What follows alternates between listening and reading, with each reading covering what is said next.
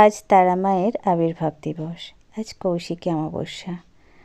আমাদের বাড়িতে 3 পুরুষ ধরে চলে আসছেন জ্যোতিষ কার্যালয়ের কাজ। শুনেছিলাম আমার দাদা শ্বশুরমশাই এই কাজ করতেন, তারপরে আমার শ্বশুরমশাই, আর তারপরে দেখছি যে আমার বড় ভাসুর আর আমার হাজব্যান্ড এই কাজ করে থাকেন। তো এখানে আজকে সমস্ত কিছু মায়ের ভোগ প্রসাদ পাঠানো হবে বলে সমস্ত কিছু রান্নাবান্না করা হয়েছে, আর সমস্ত ভোগ বানানোর দায়িত্ব পড়েছে হাজব্যান্ডের তরফ থেকে আমার কাছে।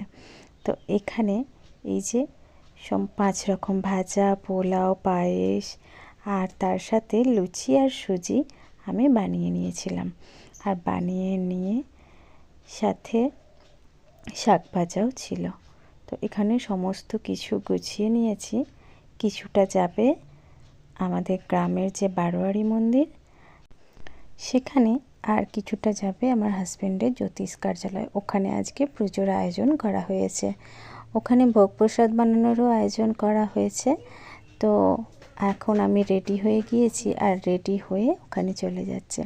তো এখানে খিচুড়ি, গোবিন্দভোগের খিচুড়ি, আর তার সাথে ছিল আলুর দম। সমস্ত পথচারী ও মায়ের ভক্তদের এখানে ভোগ বিতরণ করা হচ্ছে, আর তা দেখে না আমার ভারী ভালো লাগছে। তারপরে এখানে যজ্ঞানুষ্ঠান শুরু হয়েছে, আর যজ্ঞার আহুতি দেখে মাকে দর্শন করে আমি বেশিক্ষণ আর দাঁড়াইনি, কারণ মেয়ের এক্সাম ছিল, তাই বাড়ি চলে এলাম। তো আজকের ভিডিওটি এই পর্যন্ত।